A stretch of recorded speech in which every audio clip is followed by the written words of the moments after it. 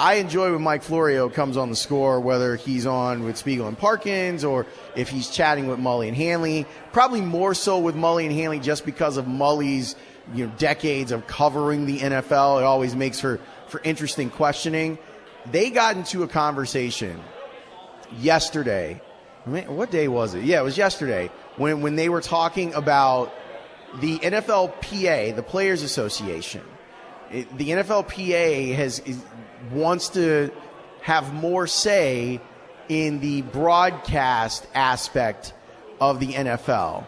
And this has to do with broadcast rights, and then that has to do with broadcast fees. Hopefully it all makes sense after I talk about it more. But I wanted you to hear the conversation between Florio, Mully, and Hanley on the subject. I can't imagine the NFL welcoming the union to the table when they try to bargain with the networks. The NFL presumably says, look, guys, we've done fine with this on our own.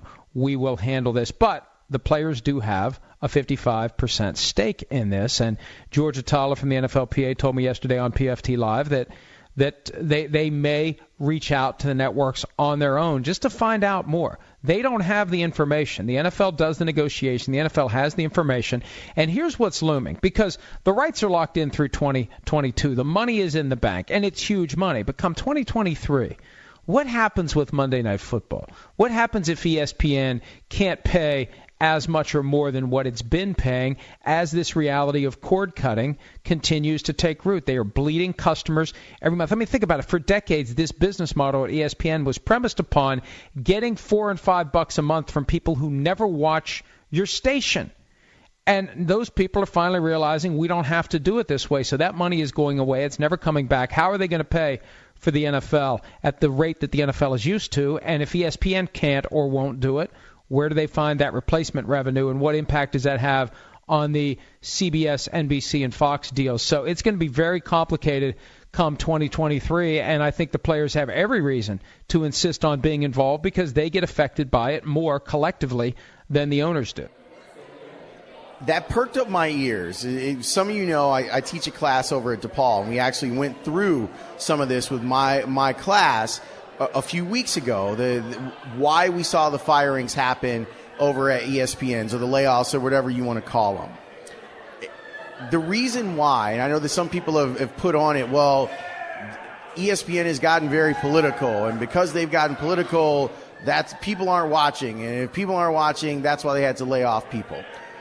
I'm not going to completely dismiss that, but I will tell you that the number behind it is minuscule when we're talking about the rating aspect and the amount of people that were laid off.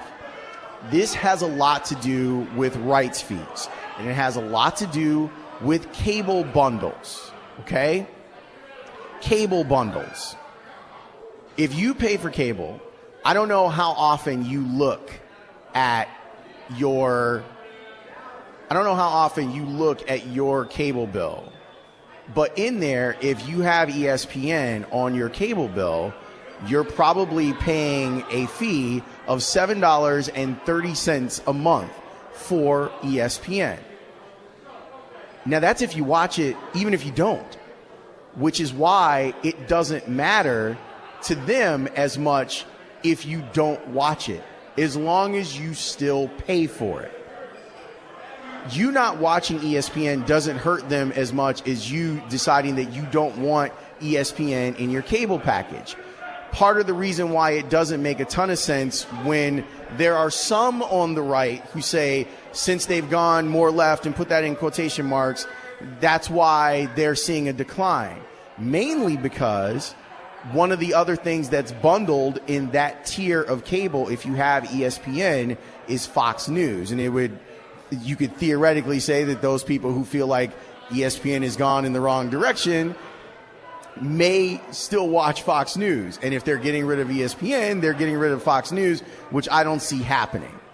Considering, Fox News has had a very successful financially and from a rating standpoint. What they don't have to deal with, at least on the news division side, they do overall, what they don't have to deal with are rights fees. And ESPN has to deal with rights fees, paying $8 billion for rights fees for the NFL, or for the NBA, paying for those rights fees, and then having to pay for those rights fees on the back end. It's one thing to say that we're going to pay the NFL. That's what happens now. It used to be the other way around, and in some cases, in other smaller sports platforms, the team or league will pay the broadcast entity to broadcast their games. It's kind of like paying for a commercial, right? That you're going to have a 2-hour commercial on a television network to show your game. When it comes to the NFL, the NBA, and Major League Baseball, it's the other way around. And we have seen those rights fees jump exponentially from a financial standpoint.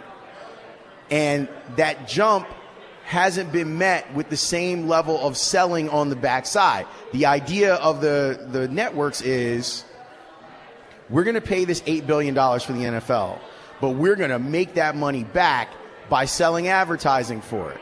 And the thing is that they haven't been able to do that. And so what happens is you're trying to figure out a way to cut costs to make up for what I think is a miscalculation from broadcast entities on how valuable a particular property is, whether we're talking about the NFL or we're talking about the NBA or MLB. It's a miscalculation of, can you sell it? So if you're sitting there listening and like, maybe these numbers are too big and maybe it's not as personal to you, let me personalize it for you for a second. When CBS Radio, the company that I work for, and I want to disclose that before we get into this conversation, got the Cubs in 2014, one of the reasons that they were available was because WGN, its longtime home of the Cubs, felt like the rights fees that the Cubs were charging them to broadcast games wasn't able to be made back. In the last few years of their deal with WGN, this makes a lot of sense to me because the Cubs weren't very good. So it's hard for a radio entity to go out and sell the Cubs when the Cubs were losing 100 games. And in the last couple years of that deal, that's what was going on with the Cubs. The 2012 and 2013 seasons were terrible. And there have been estimates that WGN Radio lost $6 million a year on Cubs games from 2009 until 2013. Now, I don't know how much money we've either made or lost with the Cubs at BBM or on the Score over the last 3 years.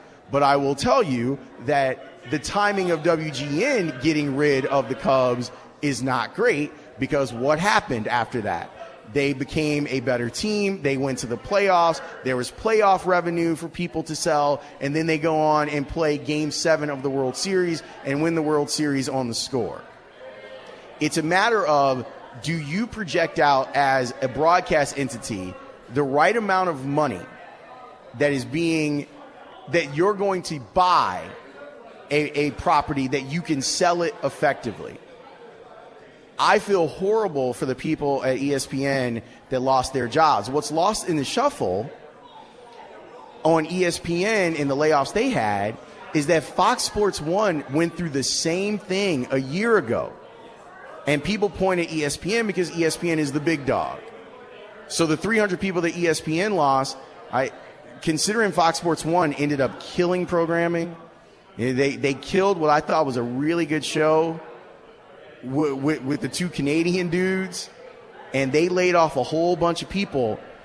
I think across the broadcast industry, you're going to continue to see this. And it's a matter of, and that's why what Florio was talking about on Mully and Hanley is so important. It's a matter of, when does the money for the rights fees equal out to what you can sell on the back end?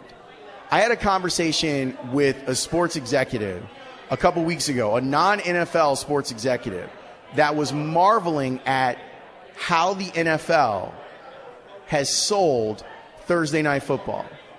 Do you realize that from a broadcasting standpoint, the NFL has sold Thursday Night Football 4 times? 4. CBS and NBC have paid about $1 billion to broadcast Thursday Night Football, 10 games. next year. So those are two entities that bought it. Amazon is now going to be showing Thursday night games. They paid $50 million for it. And Verizon, which is the exclusive phone carrier of the NFL, I have Verizon, so I've been able to watch those games streaming. They paid, I think they're paying like $21 million a game or something like that for the big games. So the NFL has taken one piece of their property, one of their valuable economic properties, and sold it 4 times.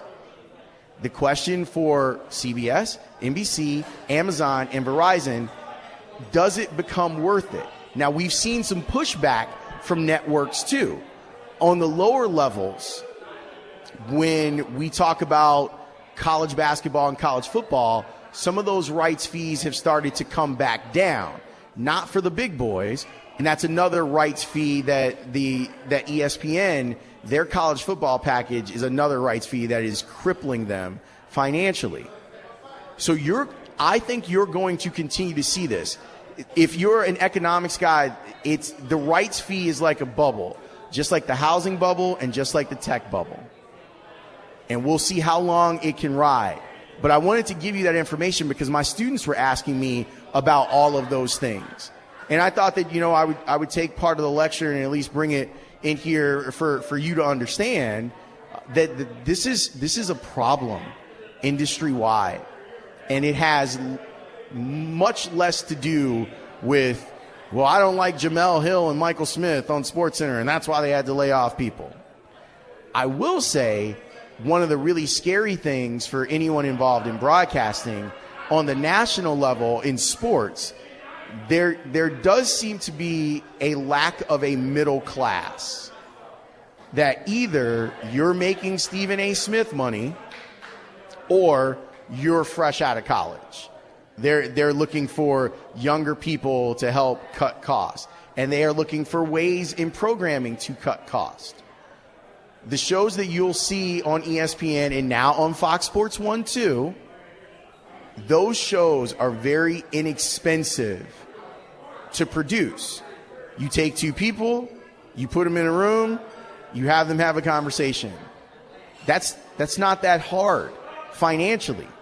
It's a little bit harder to have the whole country have reporters in different sites all over the place, to have every hockey team have its own writer on your .com. And you have to figure out, is it even worth it? Now, I think the danger overall in our industry is, are we sacrificing coverage for dollars? And I know that those editorial choices get made on my show and get made at the station. I like soccer, for example. I love Premier League soccer. I'd love to talk more soccer. But if I talk soccer, for the 3 or 4 people out of 100 that love that I'm going to talk about Arsenal and my anger with Arsenal this year, there are 80 people that wish I was talking about the Cubs. And you can't do that too often, or else there are going to be ratings dips. So I'll venture out into things that I like occasionally, but you try not to go too far outside of what we would call playing the hits. Letting people, got to give the people what they want. Those sort of things. So know that that's what's going on. I just want to kind of add to your knowledge base on this, that this rights fees thing, whenever you see a story about how much ESPN or Fox or NBC or CBS or Disney is going to pay for rights to whatever, whether it's the Olympics or the NFL or college football, that's where we get in trouble. As broadcasters, as businessmen in broadcasting, that's where we get into trouble. We overvalue it. And with the rise of, and I haven't spoken a ton about it, over-the-top networks like 120 Sports, where I used to work, these over-the-top internet networks, it gives people more opportunity to cut their cable cord or their dish cord. The concept of cord cutting is real. And ESPN is more affected by people cutting the cord saying, you know what, I can get by. I've got my ways. If the Cubs are playing a big game, I'll go out to a bar or I'll go out to a friend's house. I don't necessarily need to have ESPN for Sunday Night Football or Sunday Night Baseball. The more people that walk away from the television, cable or dish, the more difficult it's going to be for ESPN to make up those rights fees. As I said before, you watching, if you still have cable and your protest against ESPN is, I'm not going to watch, they're laughing at you because you're still paying $100 a year to have ESPN, the station that you're not watching. So even though you may not show up in the ratings, and I put that in quotation marks, your dollars go into their pocket. Same thing with Fox News. Same thing for, what's another one of those higher tier? Bravo. I think Bravo is 45 or 50 cents per month per customer. If you don't like those channels, you need to work on a new bundle. And that's what a lot of things are offering. ESPN is now starting to offer themselves as an a la carte, where instead of $7.30 a month, it's like $20 a month, but you get to have ESPN if you really want it. So keep those things in mind when the stories come up about the layoffs. Try to remember that we are talking about people as well. And this last set of layoffs hit people hard or became big news because they were people that you knew. But before that, ESPN had laid off a whole bunch of people that were behind the scenes that maybe you didn't know. And before that, Fox Sports 1 laid off a ton of people. But this really goes back to whether the rights fees are worth it. And broadcast entities are going to have to figure that out going forward. Is it worth putting up the dollars, and can we make back? Can we get ROI? Can we get return on our investment if we're going to pay billions of dollars to broadcast these games? Would it be better to just be a network of people who just give opinion all day? It's a question that a lot of people are dealing with. So I just thought I would share. I appreciate you indulging me. I'll get back to the Cubs in a minute here on The Score.